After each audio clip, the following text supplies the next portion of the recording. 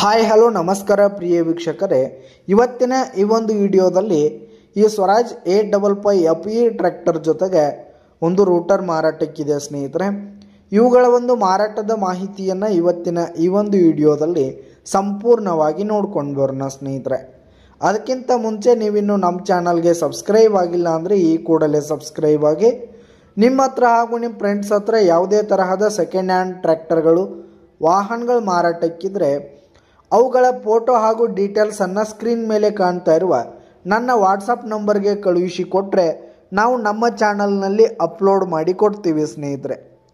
ಇದರಿಂದ ನಿಮಗೆ ಖರೀದಿಗಾರರ ಸಂಖ್ಯೆ ಹೆಚ್ಚಾಗುವುದಲ್ಲದೆ ನಿಮ್ಮ ವಾಹನ ಬೇಗನೆ ಸೇಲ್ ಆಗುವಂಥದ್ದು ಸ್ನೇಹಿತರೆ.